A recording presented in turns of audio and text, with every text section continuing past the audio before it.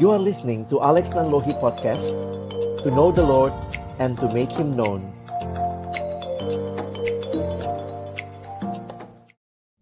Halo teman-teman, ketemu lagi dengan kami berdua. Kita sekarang ada di Obrolan Santai. Iya, nah Dek, hari ini ada topik apa nih? Hari ini bahas tentang bagaimana menggunakan waktu dengan baik aja ya. Oh, oke.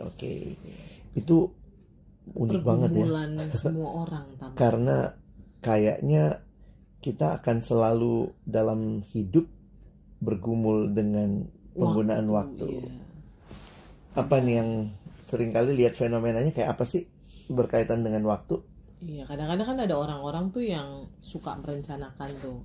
Nah, ada orang-orang yang biasanya ya udah going with the flow aja lah. Oh Nggak iya ada iya. perencanaan. Tapi sebenarnya mereka yang udah ngerencanain maupun mereka yang nggak ngerencanain sekalipun seringkali terjebak juga dalam hal kehabisan menggunakan waktu gitu, atau kehabisan waktu lah, atau nggak ada lagi waktu, misalnya kayak gitu. Gimana tuh Bang ya? Sebenarnya penting gimana sih, apa ya pentingnya gitu loh gunain waktu, atau apakah memang kita harus jadi orang-orang yang kayak teratur, punya jadwal, lalu kemudian ataukah memang nggak masalah sebenarnya dengan ya ikuti aja going with the flow gitu, tapi asalkan kita bisa disiplin lah gunain waktu. Itu gimana tuh Bang kalau ngomongin tentang menggunakan waktu? Kadang mungkin perlu lihat juga sih Dek. Yang pertama menurutku, apa sih waktu itu? Penghayatan kita akan waktu juga membuat kita jadi bisa lebih aware, bertanggung jawab begitu ya, bahwa waktu itu sebagai anugerah Tuhan yang Tuhan berikan kepada setiap orang sama. Oke. Kalau mungkin kita bicara berkat Tuhan yang lain kayak apa, uang, itu beda-beda. Tuhan ada yang ngasih, sama ini lebih, sama ini kurang gitu. Bukan kurang ya, secukupnya gitu ya. Tapi kalau kita bicara waktu, Tuhan kasihnya sama. Mau dia orang tua, mau dia anak muda, mau dia orang yang kaya, mau dia orang yang mungkin tidak terlalu kaya yang seperti yang lain, mau dia sarjana, mau dia mungkin tidak berpendidikan sarjana, semua dapat waktu 24 jam.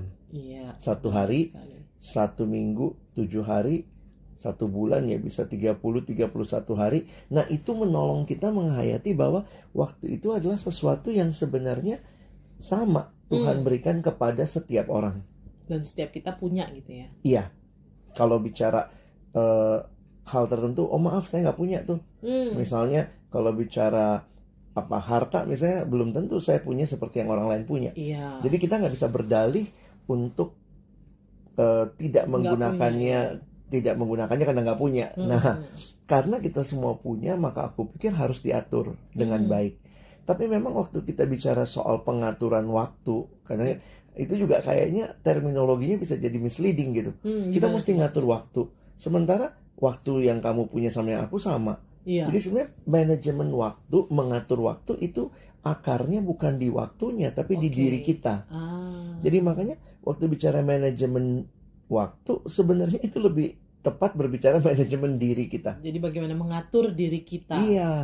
Nah, mengatur diri kita untuk gimana nih Bang? Untuk menggunakan waktu itu dengan baik. Misalnya kita bagaimana menggunakan waktu untuk santai, untuk bermain, untuk apa gitu. Nah, menariknya memang secara umum nih ya, ini kalau bicara tentang waktu, kita mengerti waktu itu bergeraknya linier deh.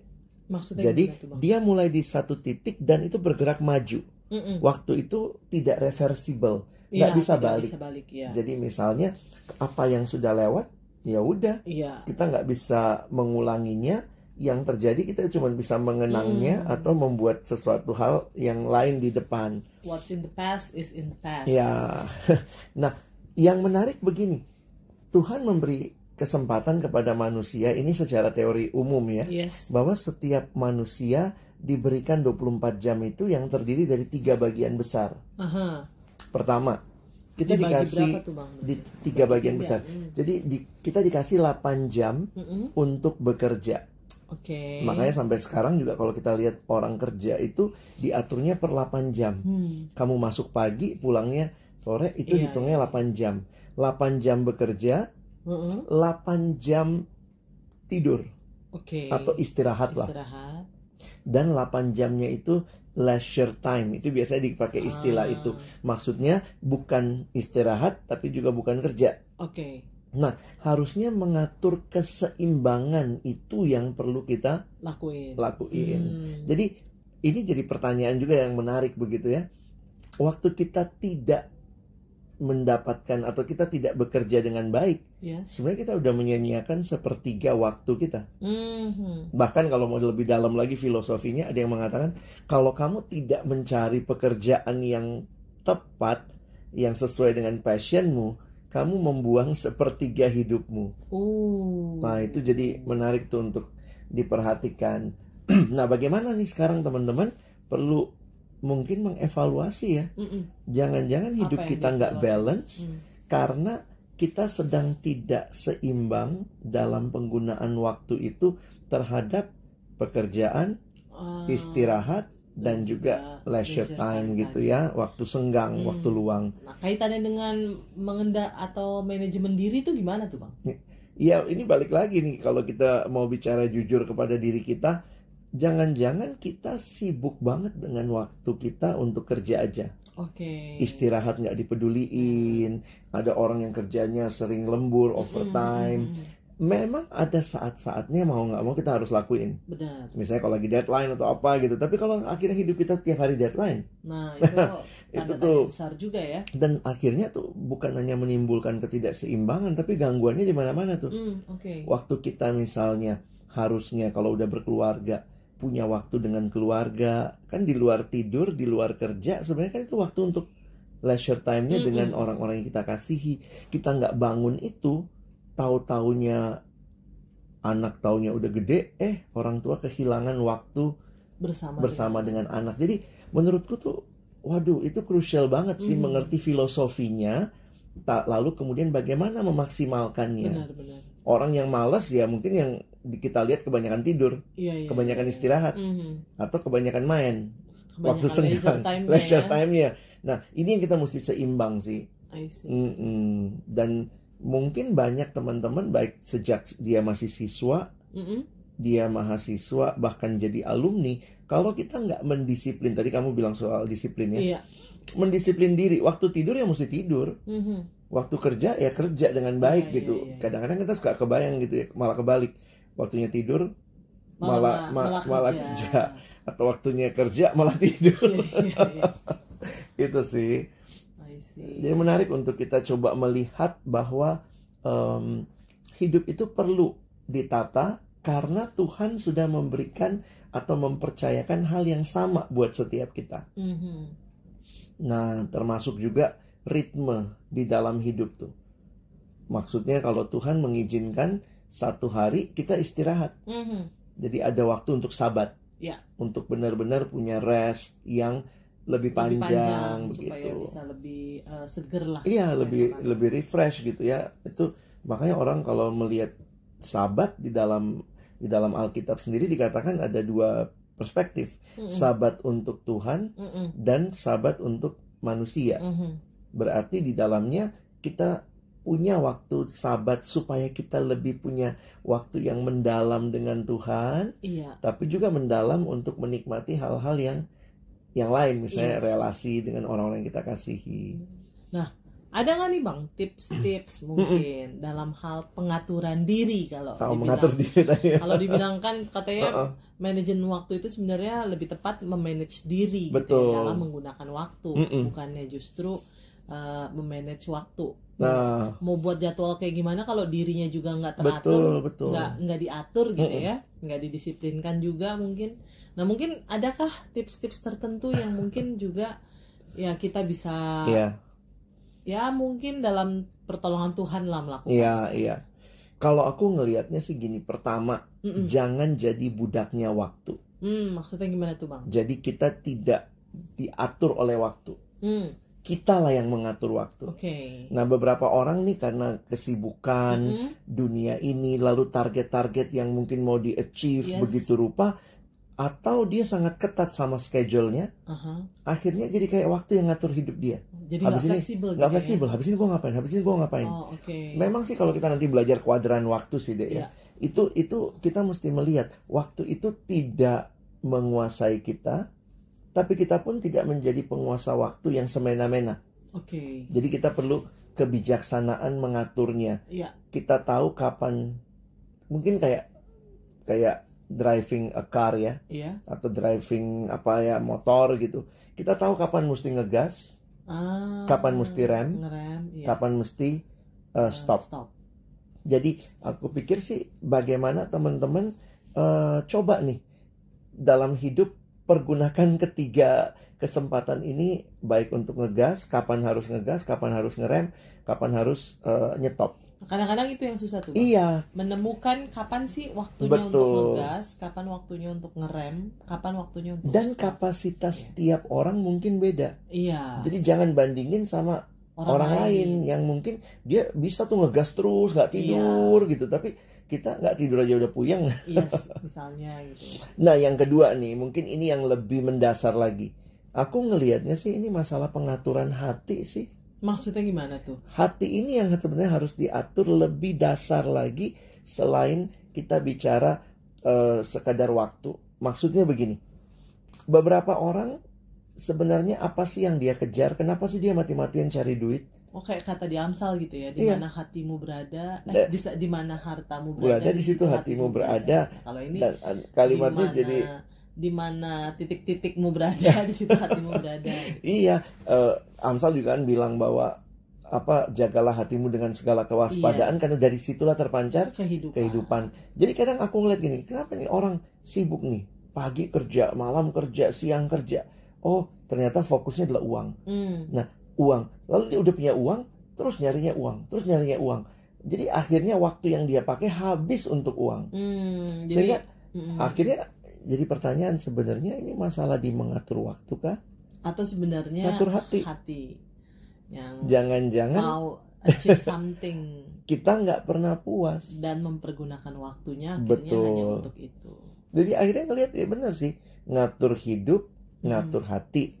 Kita puas dengan apa yang Tuhan kasih, bahkan kita puas dengan Tuhan, sehingga kita nggak spend banyak waktu mencari hal-hal yang nggak, ya bukannya kita nggak butuh, tapi kita udah cukup sebenarnya gitu. Jadi kayak masalah mengatur waktu, kita nyari sesuatu karena kita rasa nggak cukup. Nah, sebenarnya dari mana sih ukuran cukup itu? Nah, mau nggak mau kita mesti ngelihat ketika Tuhan sudah memberikan dan kita merasa cukup, maka hati kita konten dulu. Benar. Akhirnya penggunaan waktunya juga jadi lebih baik. Benar-benar. Berarti kalau bisa dibilang sebenarnya di mana hatimu berada, disitulah waktumu akan digunain. Betul. Gitu ya? Makanya kalau orang bilang time is money, menurut aku sih lebih dalam lagi, time is life dan time is about how you manage your heart. Makin kita bisa mengatur hati kita, maka dari hati itu, dari hidup kita melakukan sesuatu, kita akan spend waktu kita di situ. Jadi jangan sampai kehilangan, karena ada kalimat yang bilang begini sih Dek, begitu, karena waktu itu nggak bisa dibalikin ya. Maka yang terjadi cuma bisa menyesali kalau udah lewat. Nah, orang Yunani itu paling unik tuh. Mereka menggambarkan segala sesuatu dengan dewa. Nah, dewa waktu di dalam mitologi Yunani sebenarnya ada dua istilah yang dipakai. Satu istilah kronos. Kronos itu waktu secara umum. Jadi misalnya pagi ini bangun, terus sikat gigi, lalu mandi, terus kemudian sarapan, kerja. Besok berulang lagi, bangun tidur, sikat gigi, mandi, kerja. Nah, itu kronologi. Dari kata itu jadi kronologi. Nah, jadi itu waktu secara umum. Tapi yang kedua ada istilah kairos. Kairos itu waktu secara khusus, makanya lebih sering diterjemahkan kesempatan. Jadi itu sesuatu yang memberikan kesadaran kepada kita kalau sudah lewat nggak bisa diulang. Iya, benar. Atau tak terulang begitu ya. Misalnya nih bangun pagi, sikat gigi, ketelan sikat giginya. Jangan diulang ya. Nah, kalau itu kita ulang, besoknya kita ulang lagi begitu, itu jadi kronos. Iya. Nah, contohnya kayak Indonesia sudah merdeka dari tahun 1945. Sampai hari ini, itu kronologi tuh terjadi setiap hari kita bangun. Tapi ada titik-titik kairos. Yes. Misalnya peristiwa reformasi, peristiwa G30S, itu sebenarnya sesuatu yang terjadi dan tidak terulang atau nggak bisa diulang. Nah, kairos itu lebih tepat diterjemahkan kesempatan secara positifnya. Nah, orang Yunani menggambarkan dewa kesempatan itu menarik. Seperti seorang, maaf ya, ini laki-laki yang kepalanya botak. Wah, tapi yang menarik di kakinya ada sayap. Jadi orang Yunani ngajarin anaknya dengan gambaran dewa kesempatan ini begitu. Kalau dia lewat, cepet banget jalannya karena di kakinya ada sayap. Kalau kamu ngejar di belakang dia, kamu jambak rambutnya dari belakang, jangan lupa dia botak. Jadi itu nggak bisa kalau udah lewat susah ditangkap. Nah, yang mungkin dilakukan, nah ini menariknya nih. Dewa Kairos ini kepala depannya ada jambulnya dikit. Walaupun dia botak di belakang tapi depannya ada jambulnya. Jadi secara tidak langsung yang diajarkan adalah kesempatan itu harus ditunggu. Ketika sampai di depan harus jambak rambutnya begitu. Nah, itu memberikan kesadaran bahwa iya ya, yang namanya waktu karena dia bakal lewat nggak bisa balik gitu. Dan balik lagi akhirnya bagaimana kita menggunakan waktu kita sebenarnya akan menentukan kualitas hidup kita. Benar. Ini kalau hitung-hitungannya begini nih. Coba satu hari kamu nih pas ulang tahun umur 24 deh. Pada waktu kamu ulang tahun umur 24, kalau satu hari kamu tidur 8 jam, pada waktu kamu umur 24, kamu sudah tidur selama 8 tahun. Percaya nggak tuh? 8 tahun kurang 24 kurang 8 berarti bangunnya cuman 16 tahun. Kalau kamu nonton TV satu hari 2 jam, di usia 24 tahun, kamu udah nonton TV 2 tahun. Kurang 16 kurang 2 tinggal 14 tahun. Kamu misalnya makan 1 jam per hari, seumur 24 kamu sudah makan 1 tahun. Nanti lama-lama kita jadi mikir sebenarnya hidup tuh apa sih? Iya. Ngapain aja di waktu-waktu itu? Iya. Nah, karena itu mari kita serius dengan waktu. Yang ya balik lagi serius dengan diri kita, serius mengatur hati kita. Benar. Sehingga dengan demikian kita bisa menggunakan setiap waktu. Kalau kalimat Alkitab sih bilangnya seperti hari-hari yang jahat ini kita harus tebus. Wah, begitu deh. Ya. Menarik jadinya emang ya. Jadi ini berguna bukan berlaku bukan untuk orang tertentu ya. Iya, tapi untuk semua orang. Untuk semua orang. Makanya kalau kita mau mungkin mendisiplinkan diri kita bisa macam-macam tuh. Kayak teman-teman ada yang akhirnya pakai agenda buat jadwal, buat reminder di HP gitu ya. Nah, itu memanfaatkan sebenarnya, tapi semuanya itu berakar pada sebenarnya bagaimana kita menghargai hidup yang Tuhan kasih. Oke deh. Jadi berharap ini jadi terus menjaga hati. Jagalah hati. Dan juga ini ya, memanage hati dan diri. Betul. Supaya kita dapat memanage waktu yang Tuhan kasih. Oke. Semoga jadi berkat ya obrolan santai kita. Sampai jumpa teman-teman. Dadah. Bye.